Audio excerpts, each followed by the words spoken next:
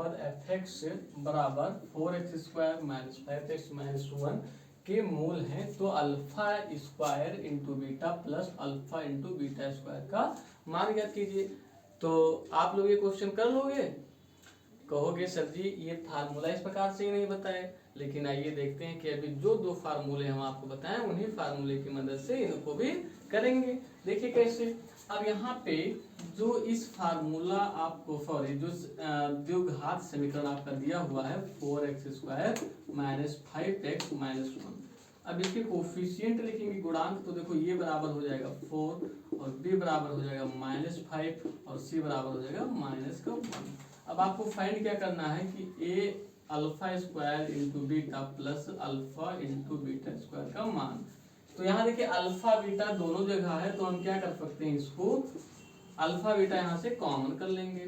तो जब अल्फा और बीटा कॉमन करेंगे तो देखिए यहाँ अल्फा की पार्ट 2 था, यानी अल्फा 2 बार था और बीटा 1 बार, तो जब एक अल्फा निकल गया तो एक अल्फा बचेगा, बीटा 1 था तो नहीं बचेगा, प्लस लगा देंगे। यहाँ से अल्फा बीटा कॉमन कर रहे हैं तो अल्फा 1 बार बीटा 2 बार, तो अल्फा निकल गया, अल्फा नहीं बचेगा, बीटा 1 बार।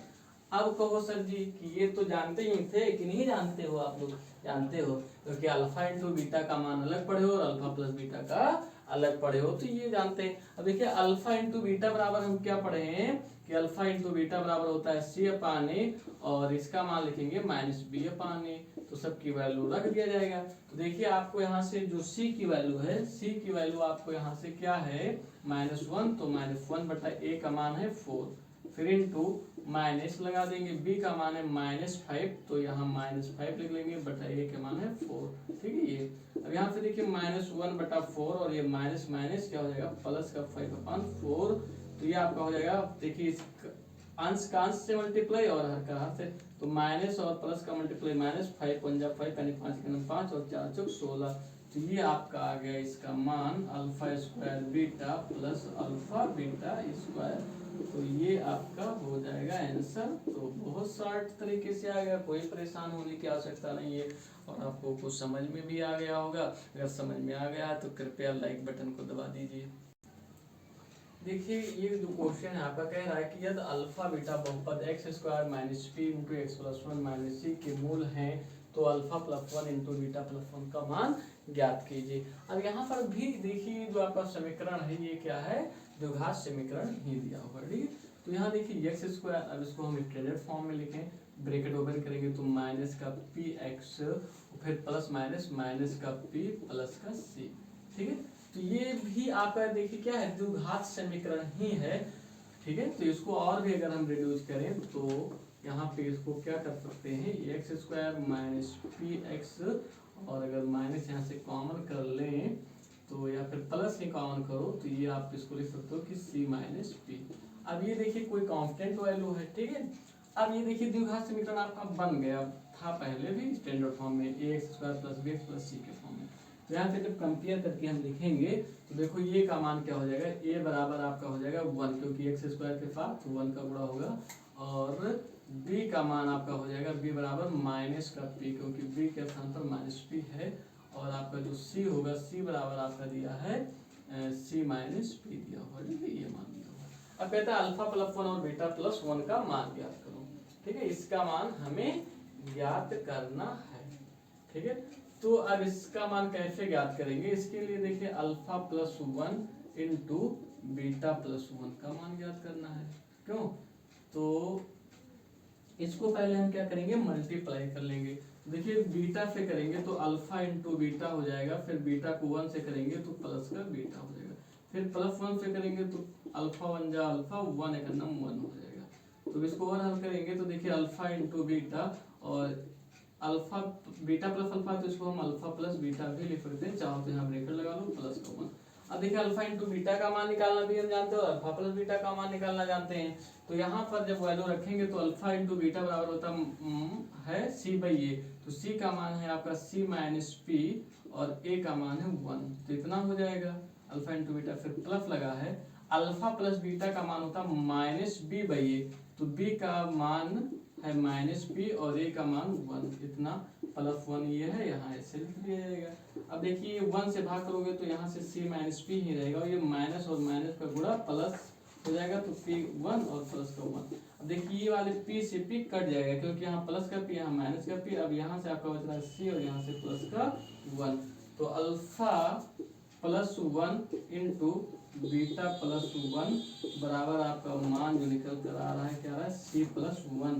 तो मैं आशा करता हूँ कि ये क्वेश्चन आपको समझ में आया होगा और आप सब लोग समझ गए होंगे। तो इस प्रकार से भी क्वेश्चन को आप आसानी से हल कर सकते हो, बहुत आसानी से आ गया। और ये फार्मूला अगर ना पता होता तो करने में बहुत समस्या आती, हो जाता लेकिन ज़्यादा समय लगता।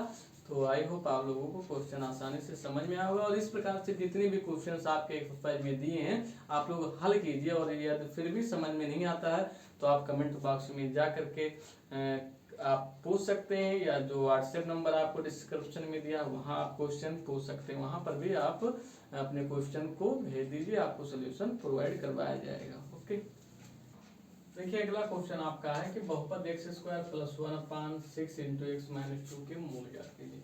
तो यहाँ पर अब बट्टे में आ गया, तो यहाँ आपको परेशान नहीं होना है, जैसे आगे क्वेश्चंस किए हो उसी प्रकार से आपको करना है। तो यहाँ देखो ए का जो मान होगा 1 हो जाएगा और बी का जो मान होगा 1/6 हो जाएगा और जो सी का मान होगा वो -2 हो जाएगा। ठीक है, अब कहते हैं कि मूल ज्ञात करो, यानी अल्फा बीटा आपको ज्ञात करना है। ठीक है, तो इसकी मूल ज्ञात करने के लिए तो आपको मैं क्या बताया था आसान तरीका, इसके फैक्टराइज कर लीजिए। तो देखिए हर बराबर के लिए तो ये 6x² प्लस का 1x और माइनस के 6 दूनी 12/6 हो जाएगा। ठीक है, ये इस प्रकार से हो जाएगा। तो अब इसको हल करना है, ये बराबर आपका क्या हो जाएगा 0। क्यों इसको 0, अब ये जब 0 उधर जाएगा तो 6x² प्लस x माइनस 12, अब ये 6 जब उधर जाएगा तो 0 गुणे 6 ये बराबर आपका 0 आएगा, यानी 6x² प्लस x माइनस 12। अब देखिए 12 छंग 72 और 72 का ऐसा गुणनखंड बनाना है कि घटाएं उनका अंतर लें तो यहाँ पर 1 आ जाए, क्योंकि 1x है। तो देखिए इसके लिए हम क्या करेंगे 8 गुणे 9 करें तो 8 9 72, और अगर 9 में से 8 को घटाएं तो 1 आ जाएगा कि नहीं, तो मेरा काम हो जाएगा। तो यहाँ देखिए 6x² plus 9 minus 8 into x minus 12 बराबर 0। ठीक है, तो ये 6x² प्लस ब्रैकेट ओपन कर लीजिए 9x plus minus minus 8x और माइनस 12 इज इक्वल टू 0। देखिए इसमें कॉमन तो 6x है, 3x 9x है, तो हम यहाँ पे 3x कॉमन कर सकते हैं। ठीक है, तो देखिए जब 6x में से 3x कॉमन हो जाएगा तो 6 में 3 जाएगा 2x² में x जाएगा तो 1x, प्लस 9 में 3 जाएगा 3x लगेगा कुछ नहीं। अब देखिए 8x और माइनस का 12, तो यहाँ से माइनस का 4 कॉमन कर सकते हैं ओनली। तो देखिए 4 जब चला जाएगा 8 में तो 2 बचेगा और x आपका बच्चा माइनस का जब 4 चला जाएगा तो प्लस का 3 4 3 जा 12। अब यहाँ पे क्या हम देख रहे हैं कि 2x प्लस 3 दोनों जगह, तो पुनः कॉमन करेंगे 2x प्लस 3, तो यहाँ से आपका बचेगा 3x माइनस 4 इक्वल टू 0। ठीक है, तो अब ये देखते हैं हम कि या तो 2x plus 3 is equal to 0 होगा या फिर आपका 3x minus 4 is equal to 0 होगा। अब यहाँ पे हम क्या देखेंगे कि जब 3 को उधर ले जाएंगे तो इधर प्लस में उधर माइनस में, 2 इधर गुणा में नहीं उधर जाएगा तो -3/2, यानी इसको हम अल्फा मान लें तो अल्फा बराबर -3/2। तो इसका एक मूल जो आपका मिल गया -3/2। दूसरा मूल ज्ञात करेंगे तो देखिए 3x इधर माइनस का 4 उधर जाएगा तो प्लस का 4 हो जाएगा, और ये जब 3 इधर मल्टीप्लाई तो उधर जाएगा तो डिवाइड हो जाएगा, तो ये दूसरा मूल यानी आपका जो बीटा बराबर है 4/3 हो गया। तो इस प्रकार से आपकी ये और ये दोनों मूल अल्फा और बीटा का मान आसानी से निकल कर आ गया। तो आप लोगों को समझ में आ गया होगा।